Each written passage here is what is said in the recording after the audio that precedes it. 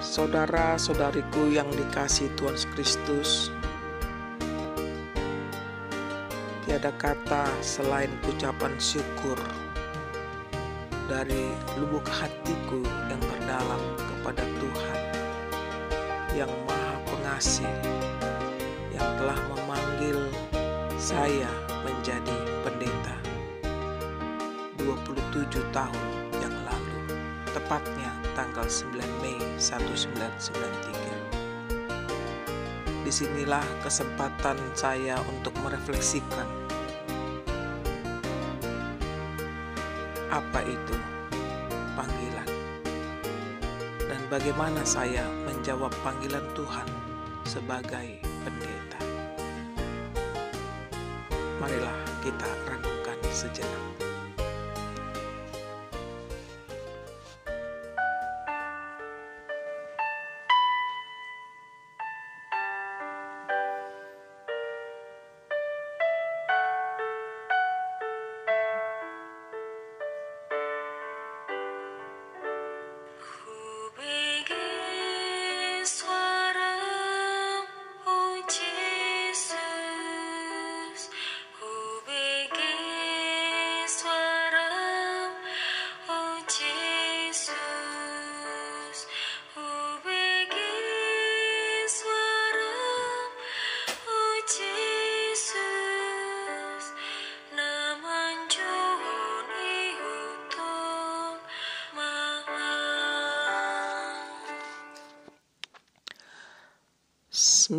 Mei 1993 adalah suatu sejarah yang istimewa bagi kehidupan saya. Suatu kenangan indah yang tak terlupakan bersama saudara-saudara saya, 24 pelayan Tuhan yang bersama-sama kami ditabiskan di HKBP Tangerang Kota. Bila mengingat waktu itu, saudaraku, perasaan bercampur haru dan tangisan. Tak terlukiskan apa yang telah terjadi pada saat itu. Tapi yang pasti kami telah menjadi pendeta. Senyumku pada diriku sendiri.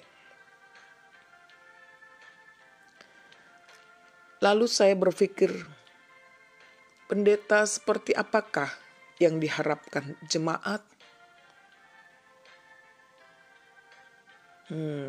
Gunyam hatiku. Kucoba untuk mengingatnya, yakni yang diharapkan jemaat terhadap pendeta adalah dia pendoa, dia beriman, dia pengkhotbah yang tangguh, dia pendengar setia, dia mengajar yang baik, penuh hormat, penuh kasih, tunduk pada mutasi, melayani dengan sungguh-sungguh. Seorang yang pandai di dalam intelektual, pandai di dalam keterampilan, pandai dalam berkata-kata. Dia menunjukkan kesederhanaan. Dia loyal terhadap pimpinan. Dia dapat menjadi teladan bagi semua orang.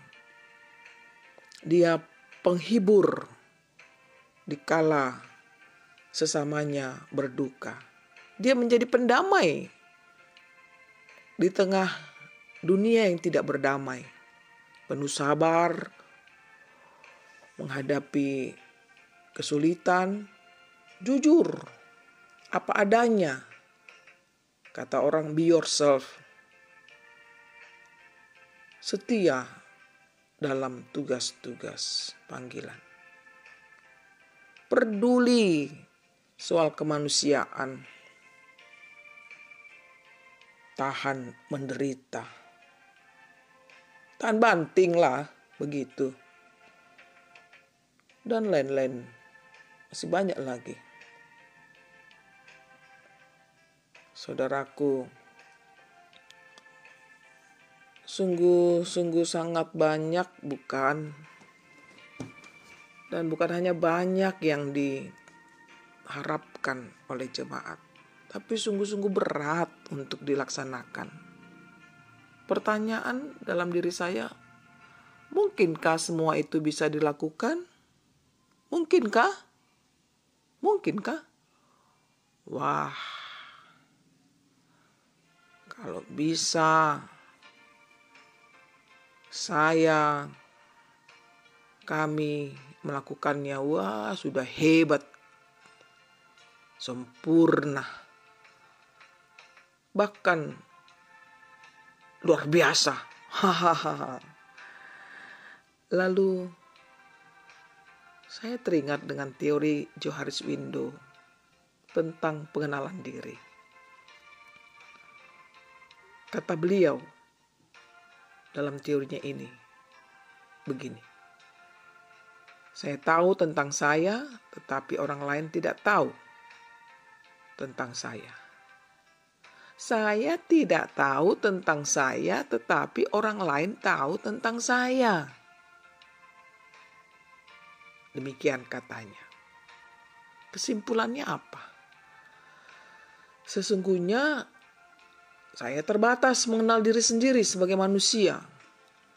Saya butuh orang lain untuk dapat membantu mengenal diri saya sendiri. Maka dengan demikian sebagai pelayan Tuhan berusaha untuk mewujudkan impian jemaat.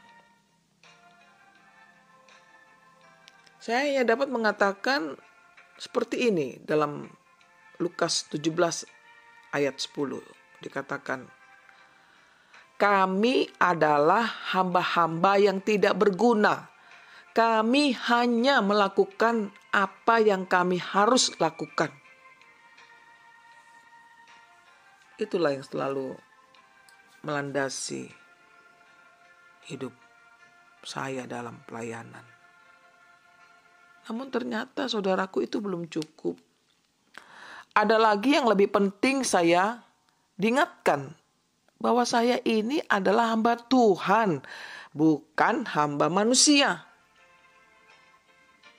Saya harus lebih taat pada Tuhan daripada manusia loh.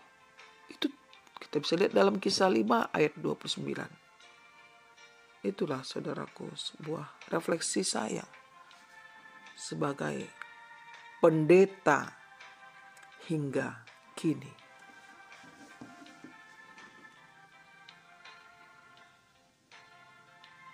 Doa saya kepada Tuhan, ya Tuhan, ku bersyukur untuk anugerah yang terindah, di mana Engkau memanggil dan memilih menjadi hamba-Mu sejak 27 tahun yang lalu. Ku berseru padamu agar Engkaulah yang senantiasa mengarahkan hidupku.